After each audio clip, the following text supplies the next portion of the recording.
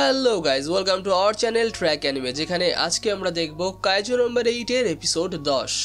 এপিসোডের শুরুতেই আমরা কাফকার পুরনো বন্ধুদের একটা বিয়েতে দেখতে পাই, যারা এখন টোকুর মেয়ের বিয়েতে কাফকার জন্য অপেক্ষা করছিল।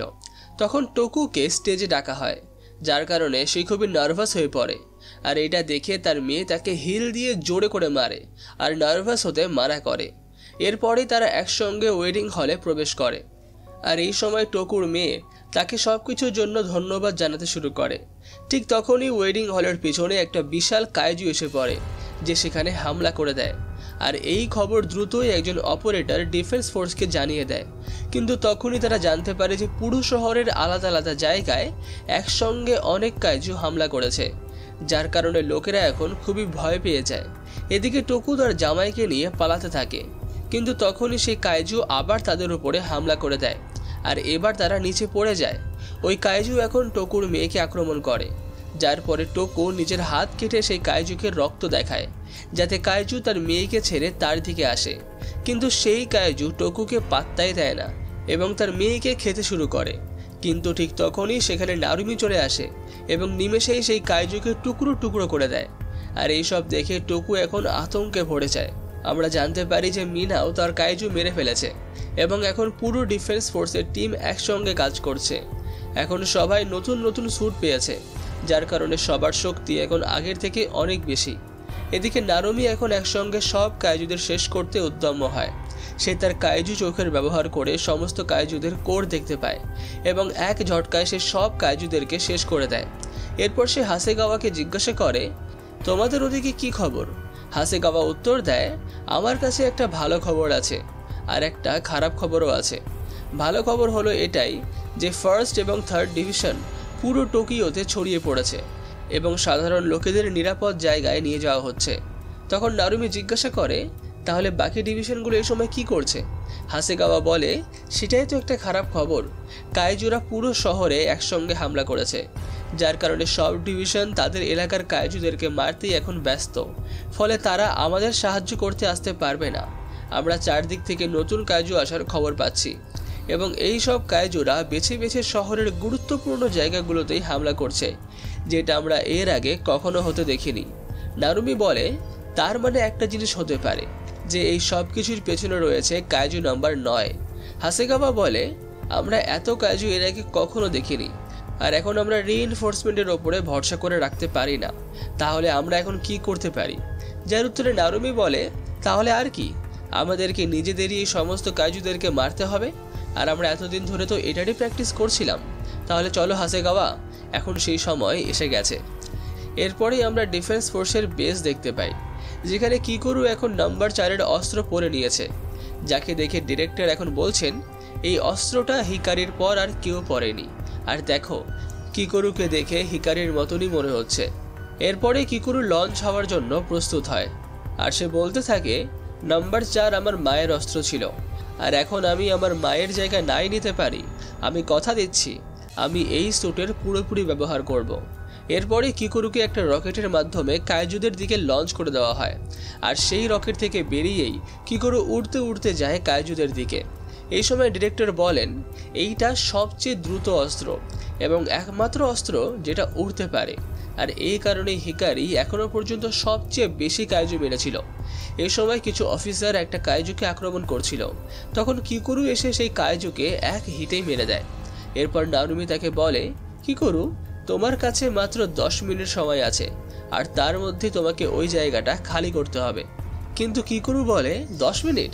এর জন্য তো মনে হয় আমার 5 মিনিটই যথেষ্ট।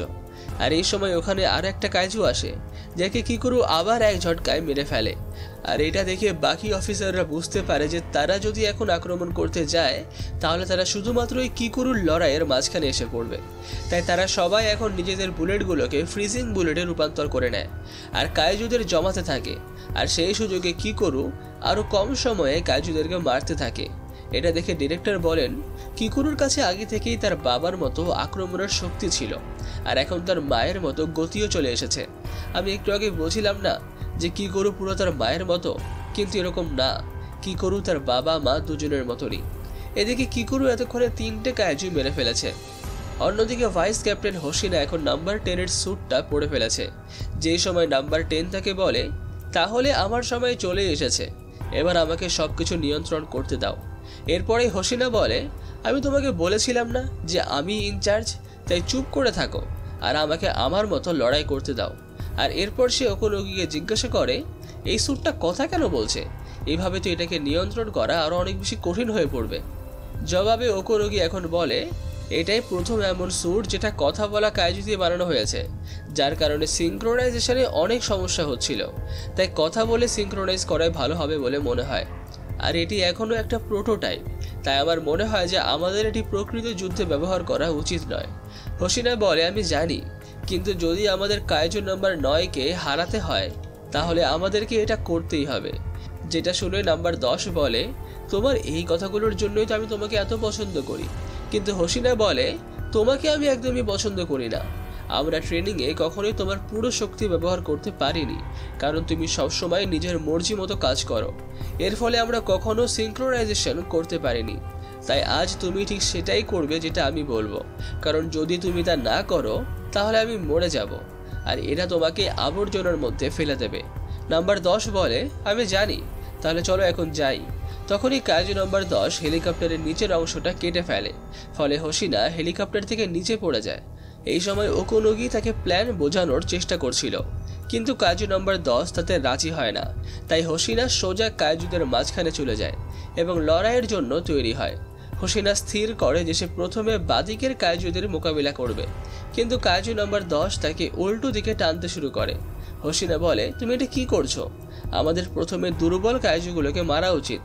নাম্বার 10 বলে, এটা খুবই বিরক্তকর হয়ে যাবে, তাই আমরা প্রথমে বড় কাইজুগুলোকে মারব। তখনই একটা কাইজু হোসিনার উপরে হামলা করে, ফলে হোসিনা তার উপর পাল্টা আক্রমণের জন্য তৈরি হয়। কিন্তু কাইজু নাম্বার 10 ইচ্ছাকৃতভাবে সেই কাইজুদের থেকে আঘাত খেতে চায়, যাতে সে বুঝতে পারে যে কাইজুটি কতটা শক্তিশালী। এর ফলে কাইজুটি হোসিনার উপরে হামলা করে, আর অনেকগুলো কাইজু হোসিনাকে ঘিরে ফেলে। এতে কাইজু নাম্বার 10 এর খুবই মজা লাগতে থাকে। তখনই আমরা দেখি যে সিঙ্ক্রোনাইজেশনের অভাবে হোসিনার স্যুটের কমব্যাট পাওয়ার কমতে শুরু করে, ফলে ওকোনোগি এখন হোসিনাকে ফিরে আসতে বলে। কিন্তু হোসিনা ততক্ষণে কাইজুদের ঘেরাওয়ের মধ্যে পড়ে গেছে এবং তার স্যুটের শক্তি পুরোপুরি ব্যবহারও করতে পারছে না, ফলে তার পালানোর কোনো উপায় থাকে না। তখন হোসিনা কাইজু নাম্বার 10কে তার কথা মানতে বলে এবং লুকিয়ে হামলা করতে বলে, কিন্তু কাইজু নাম্বার 10 সামনাসামনি লড়তে চায়। ফলে কাইজুরা হোসিনার ওপর সামনে থেকে হামলায় সফল হয়, তবুও হোসিনা আবার বেঁচে যায়। নাম্বার 10 বলে, দেখলি, আমার জন্যই তুই বেঁচে গেলি।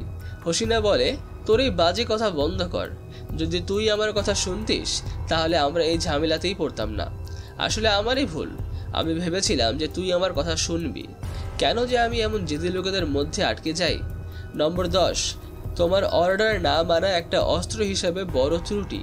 এর মানে তুমি যদি এভাবেই চলতে থাকো তাহলে তুমি নিশ্চিত আবর্জনার মধ্যেই চলে যাবে, কিন্তু আমি আজ এখানে মরতে চাই না, তাই আমি তোমার সঙ্গেই থাকবো। নাম্বার 10 বলে, আমি এটাই তো শুনতে চেয়েছিলাম। তখন হোসিনা আর কাইজু নাম্বার 10-এর মধ্যে সিঙ্ক্রোনাইজেশন শুরু হয়, ফলে হোসিনার স্যুটের যুদ্ধ শক্তি বাড়তে থাকে আর তারা মিলে সব কাইজুদেরকে মারতে শুরু করে। তখন কাইজু নাম্বার 10 হোসিনাকে পুরো নিয়ন্ত্রণ দিতে বলে, যাতে সে সামনের কাইজুটিকে মারতে পারে, কিন্তু হোসিনা ইতিমধ্যেই তাকে মেরে ফেলেছে। যার পরে হোসিনা বলে, তুমি দেরি করে ফেলেছো কাইজু নাম্বার 10, মনে আছে তো আমি কি বলেছিলাম? আমার সঙ্গে থাকতে গেলে তুমি মরেও যেতে পারো। নাম্বার 10 বলে, এ সমস্ত কি বাজে কথা বলছো? এটা তো আমি বলেছিলাম। হোসিনা বলে, এখন রানওয়েটা পরিষ্কার করা যাক। তখনই আমরা দেখি যে হোসিনার স্যুটের কমব্যাট পাওয়ার 67%-এ পৌঁছে গেছে।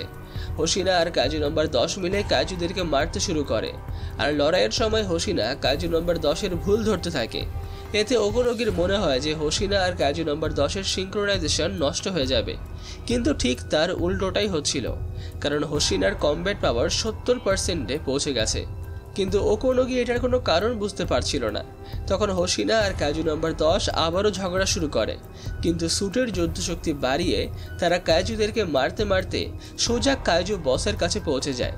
তখন হোসিনা তার বিশেষ কৌশল ব্যবহার করতে শুরু করে।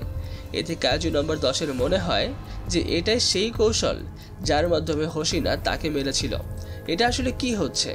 আমার মনে হচ্ছে যে আমার পেশি ফেটে যাবে, আমার শরীরে এত বেশি শক্তি এসে গেছে। আমি জানতামই যে এর সঙ্গে লড়তে আমার খুবই মজা লাগবে। তখনই হোশিনা সেই কাইজুটিকে টুকরো টুকরো করে ফেলে, ফলে সেখানকার সব কাইজু ধ্বংস হয়ে যায়। হোশিনা বাকি কাইজুদের সঙ্গে লড়তে চায়, কিন্তু কাইজু নাম্বার 10 তাদের রাজি হয় না, কারণ সে কাইজুদের সঙ্গে লড়ে বিরক্ত হয়ে গেছে আর এখন সে ডিফেন্স ফোর্সের অফিসারদের সঙ্গে লড়তে চায়। কিন্তু হোশিনা তাতে মানা করে, ফলে তারা আবার একে অপরের সঙ্গে ঝগড়া শুরু করে। ওকোনোগি বলে তাদের কমব্যাট পাওয়ার 77 পর্যন্ত পৌঁছে গেছে, যেটা ভাইস ক্যাপ্টেনরা সাধারণ স্যুটে ব্যবহার করে। যদি তারা 90%-এর ওপরে তাদের কমব্যাট পাওয়ার উন্মুক্ত করতে পারে, তাহলে কে জানে তারা কতটা শক্তিশালী হয়ে উঠবে।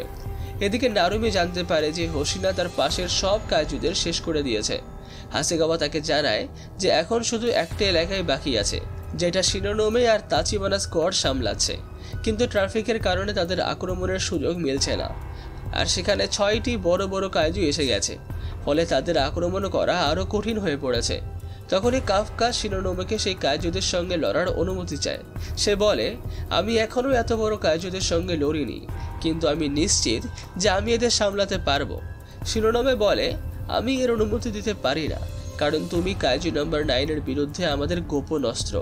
গতবার কাইজু নাম্বার 9 তোমার আংশিক রূপান্তর ধরে ফেলেছিল, ফলে সে তোমাকে খুঁজতে খুঁজতে তোমার কাছে পৌঁছে গিয়েছিল। তাই তুমি যদি এখন রূপান্তরিত হও, তাহলে সে আবার তোমার অবস্থান খুঁজে পেতে পারে।